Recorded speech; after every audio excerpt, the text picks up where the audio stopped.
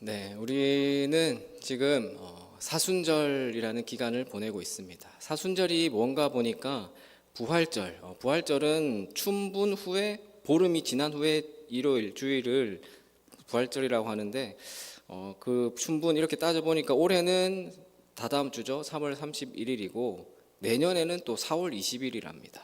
이게 엄청 왔다 갔다 하더라고요.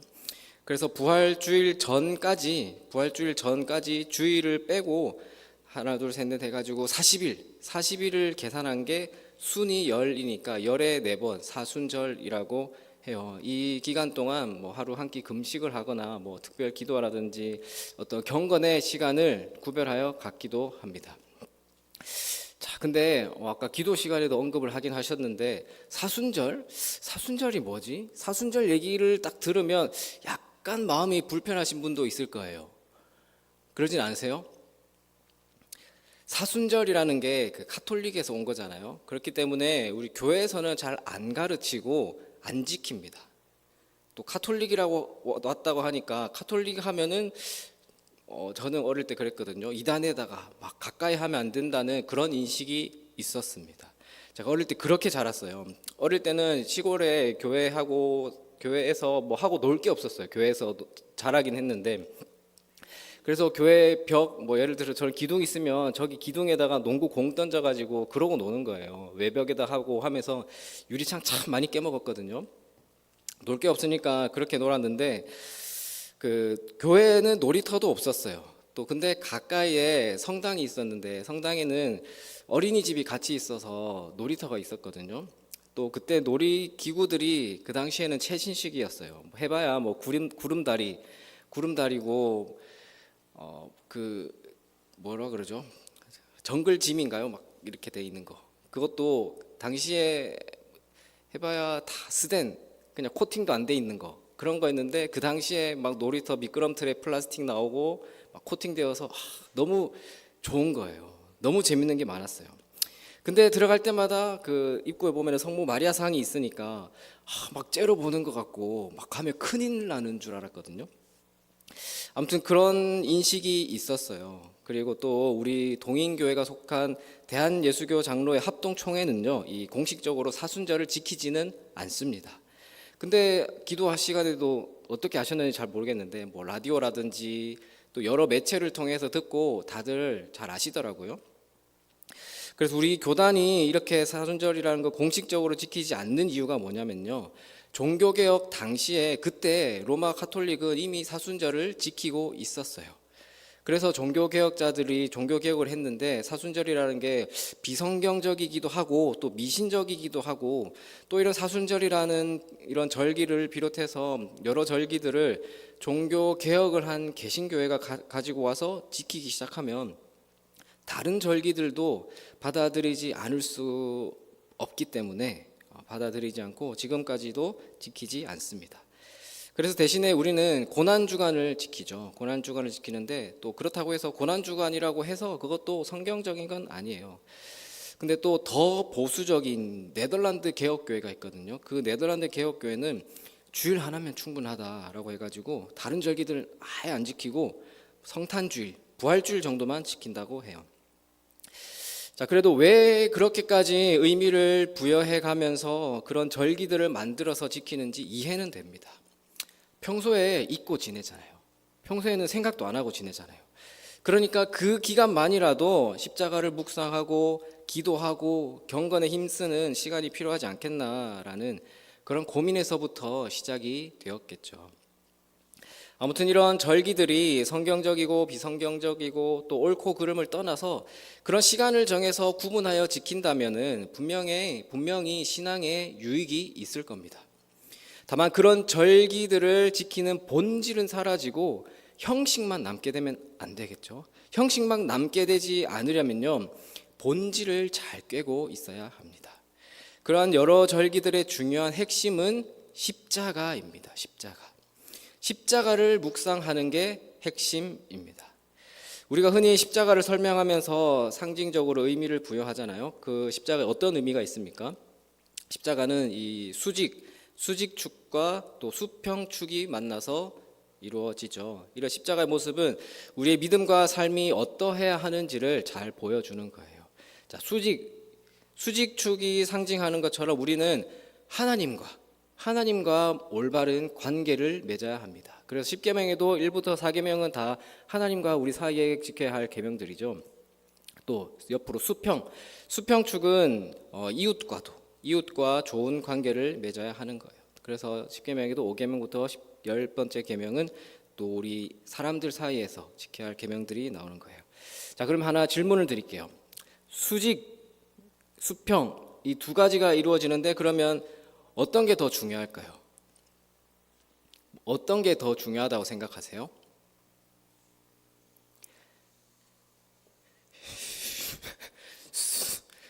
수 말고 균형이 중요해요. 균형.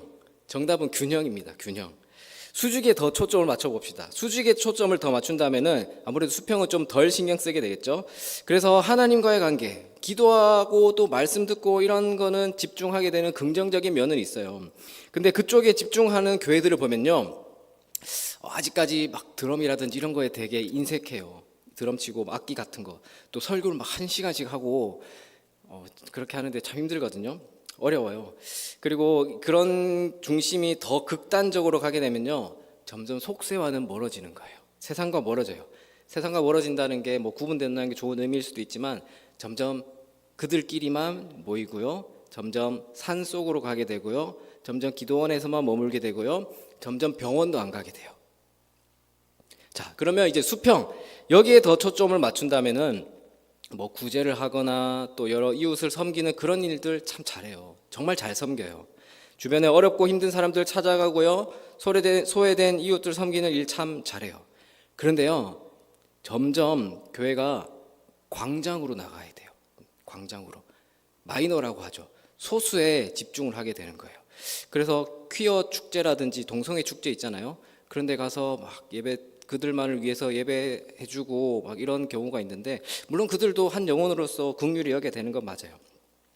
근데 그쪽 사역에 초점을 맞추게 되는 경우를 보게 됩니다. 그래서 균형이 중요합니다. 균형이 중요해요. 성경에도 보면요, 전체적으로 하나님과의 관계, 믿음을 중요한 성경이 있거든요. 어떤 게 있죠? 대표적으로 히브리서, 믿음은 바라는 것들을 실상이요, 믿음에 관한 얘기를 계속 나와요. 믿음, 예수를 깊이 생각하라. 믿음의 주여 온전케 하시는 예수를 바라보자. 그래서 믿음에 대해서 강조를 하고 있어요. 또 반대로 행위를 강조하는 성경도 있잖아요. 야고보서, 행함이 없는 믿음은 죽은 것이라고요. 그 정도로 행함을 강조하잖아요. 그래서 성경도 전체적으로 균형을 갖고 봐야 해요. 안 그러면 예수님 말씀하셨잖아요. 눈도 뽑아야 되고 손도 잘라야 되는 거예요. 예수님 말 그대로 시키면은 우리 지금 눈 있고 팔, 다리 있을 사람 아무도 없어요. 자, 그래서 오늘 그 중에서 오늘 본문 요한일서는요, 하나님과의 수직적인 관계와 또 이웃과의 수평적 관계에 대해서 균형을 잘 이루어야 하는 그 사랑에 관한 말씀을 하고 있습니다. 자, 먼저 오늘 본문인 이 요한일서는요, 사랑의 사도라고 하죠. 사도 요한이 노년에 여러 교회들에게 보낸 편지입니다. 그리스도인들은 하나님과 교제를 위해서 진리를 따르는 삶을 살아야 하고, 다른 사람들과도 이웃들과도 사랑의 교제를 나누어야 한다라는 점을 강조하고 있습니다. 자, 초대교회의 교부로 유명한 제롬, 히에로니무스라는 사람이 있거든요. 사도 요한에 대해서 그 사람이 이렇게 한 일화를 소개를 했어요. 사도 요한이 나이가 들어서 기력이 쇠약해지자 그래서 더 이상 설교를 할 수 없게 되었습니다. 그래도 가끔씩 교인들 앞에 나가서 한마디씩 권면을 했는데, 근데 그때마다 하는 말이 어린 자녀들이여 서로 사랑하시오 라고 그 같은 말만 계속 되풀이했다고 합니다. 그래서 이 말에 식상한 청중들이 듣다가 지겨워서 왜 그 말만 계속해서 되풀이하십니까? 라고 물었더니 뭐라고 대답했냐면, 그것이 바로 주님의 명령이기 때문입니다. 그리고 여러분이 그것만 잘 지킨다면 그것으로 충분합니다 라고 했다고 합니다. 그만큼 요한은 사랑의 사도답게 우리에게도 서로 사랑하라 라고 명령합니다. 우리가 서로 사랑해야 할 이유를 오늘 본문 7절, 8절에 보면 이렇게 얘기하고 있거든요. 우리 7절, 8절 말씀 함께 읽어보겠습니다.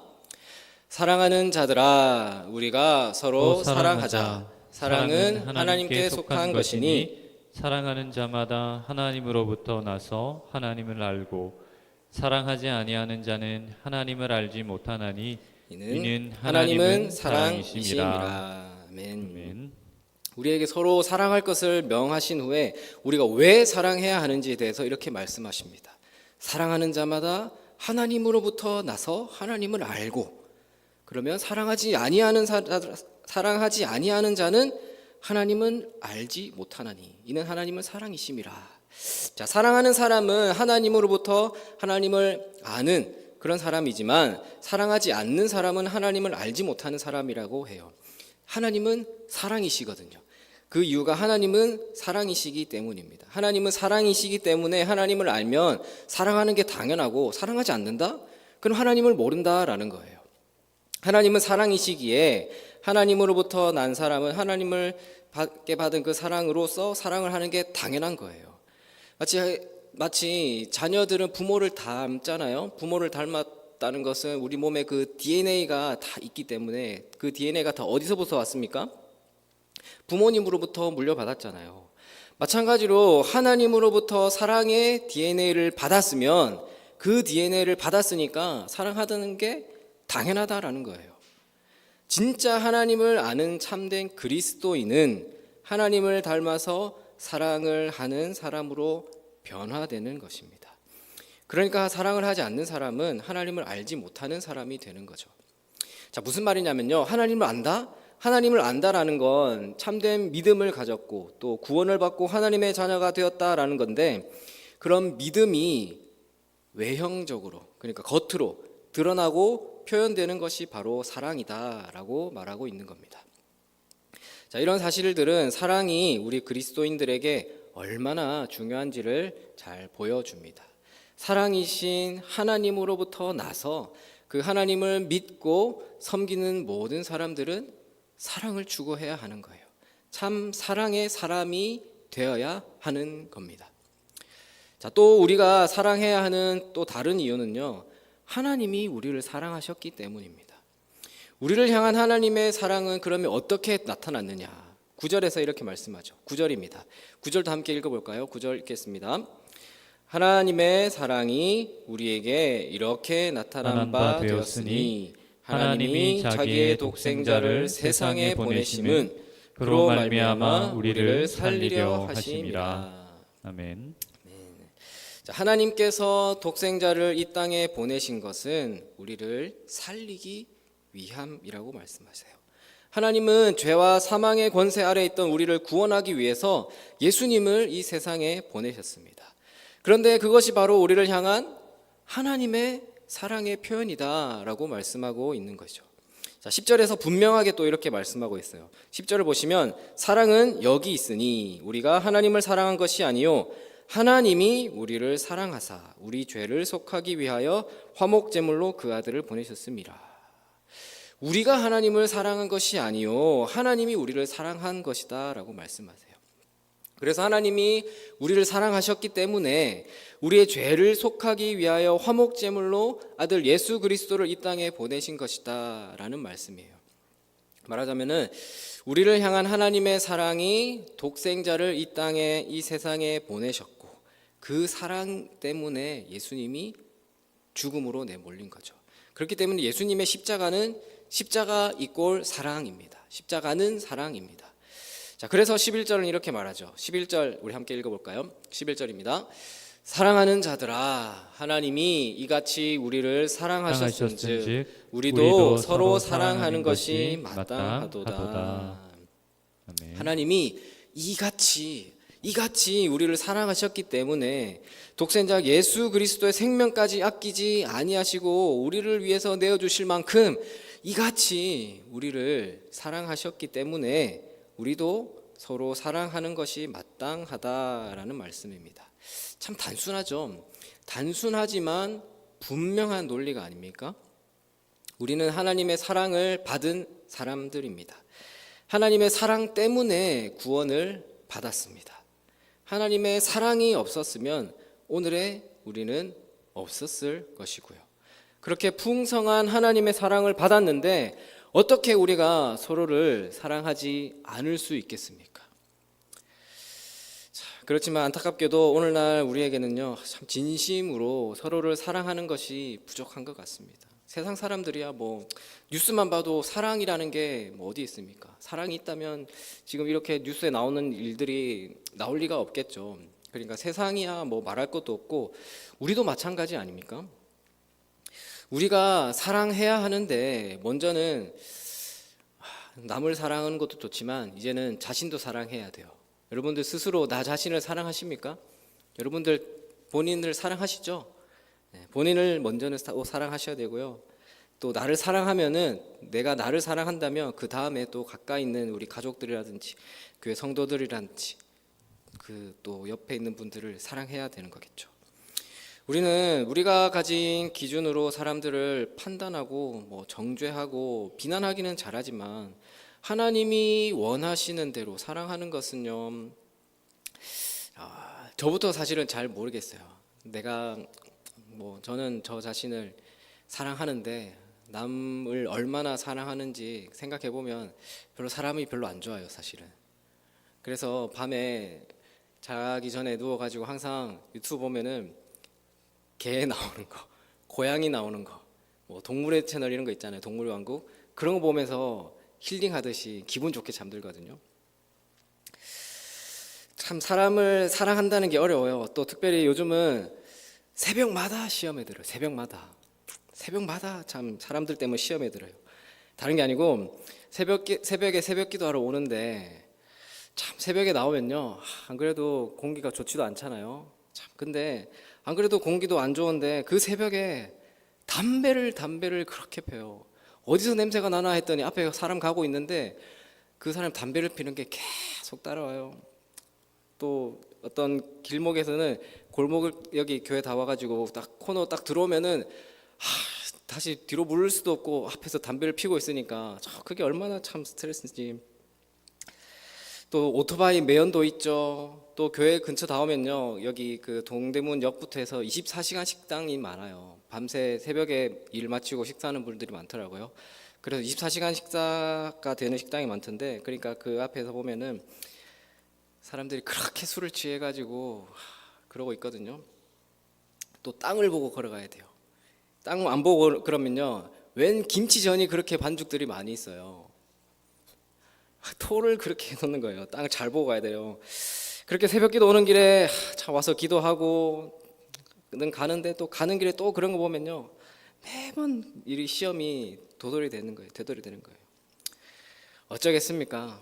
그들을 사랑하지는 못하더라도 사랑해야 될 대상들인데, 그들을 다 품지는 못하더라도 품어야 될 대상들인데 이해해야죠. 얼마나 힘들겠어요, 사는 게. 그래서 긍휼히 또 불쌍히 여김으로 사랑하는 마음으로 늘 오고 가며 기도하고 있습니다. 우리가 얼마나 나 자신을, 이웃을, 가족들을, 교회 성도들을, 우리 구역 식구들을 사랑하는지 한번 생각해 봤으면 좋겠습니다. 그리고 그것이 하나님이 기뻐하실 만한 것인지에 대해서 진지하게 돌아보시고 또 반성도 해보시고, 그렇게 할 때 우리가 하나님이 기뻐하시는 참 사랑의 사람으로 변화되고 또 성장할 줄로 믿습니다. 참 이렇게 사랑한다는 것이 쉬운 일은 아니지만 우리가 서로 사랑하면 유익이 있다고 합니다. 어떤 유익이냐면 12절입니다. 12절 보면 이렇게 말씀하시죠. 12절 우리 함께 읽어볼까요? 12절입니다. 어느 때나 하나님을 본 사람이 없을 때 만일 우리가 서로 사랑하면 하나님이 우리 안에 거하시고 그의 사랑이 우리 안에 온전히 이루어지느니라. 아멘. 자, 하나님을 눈으로 목격한 사람은 없지만 우리가 서로 사랑하면 하나님이 우리 안에 거하시고 하나님의 사랑이 우리 안에 온전히 이루어진다고 말씀하고 있습니다. 자, 이 말씀의 의미를 조금 더 자세히 살펴보면요, 우선 우리가 서로 사랑하면 하나님이 우리 안에 거하신다고 했죠. 자, 그럼 반대로 역으로 접근하면은 우리가 서로 사랑하지 않으면 하나님이 우리 안에 거하시지 않으시겠죠. 자, 하나님께서는 그러니까 사랑을 얼마나 원하시는지 보여주시는 거예요. 우리의 가정 또 우리의 교회가 아무리 믿음을 가지고 있다고 하더라도 사랑이 없으면 하나님이 거하지 않으신다라는 말이지 않습니까? 참 뜨끔하면서도 도전이 되는 말씀이에요.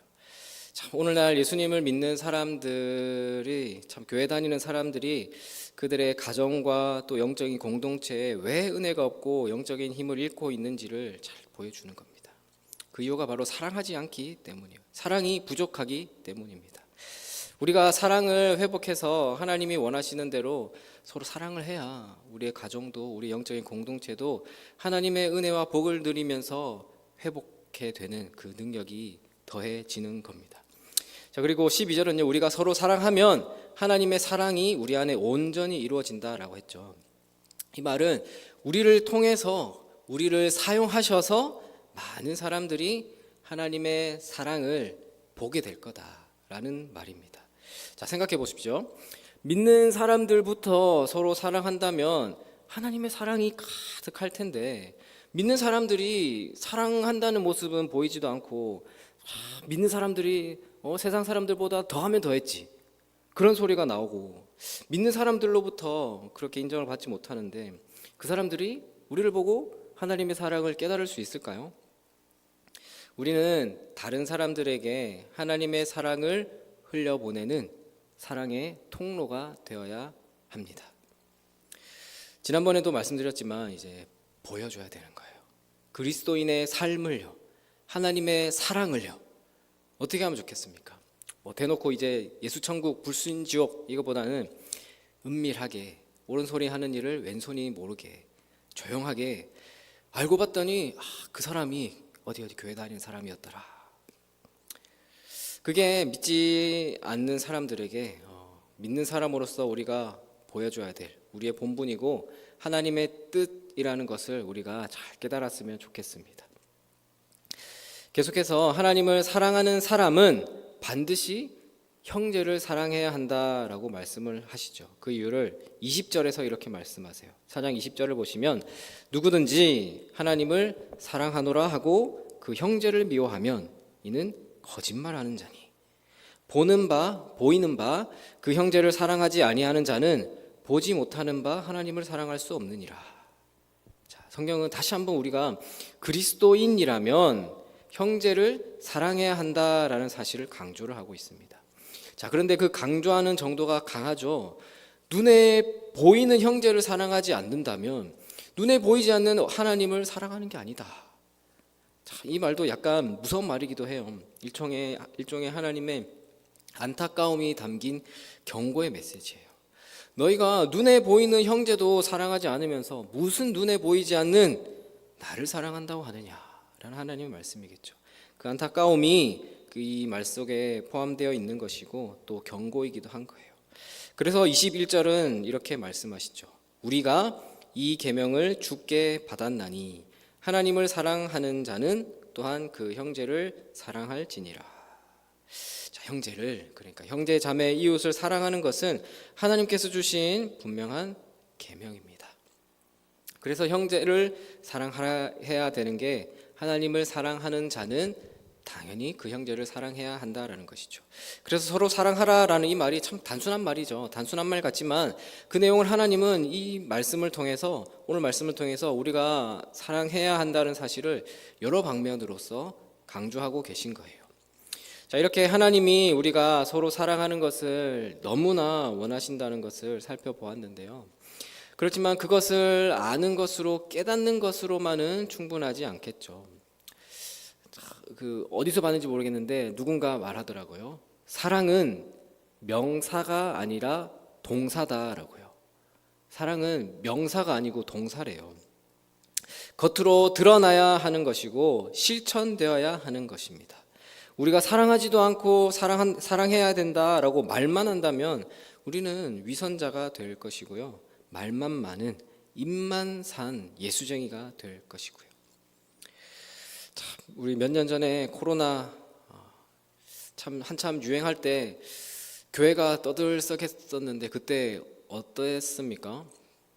우리 동행교회는 어땠는지 모르겠어요. 그때 그 당시에 막 유행하듯이 우리가 미안합니다. 막 현수막 걸고 그랬잖아요. 우리가 죄송합니다. 교회가 미안합니다라는 그런 현수막 걸고 그랬는데 교회가 미안하다고 그러면 뭐 합니까?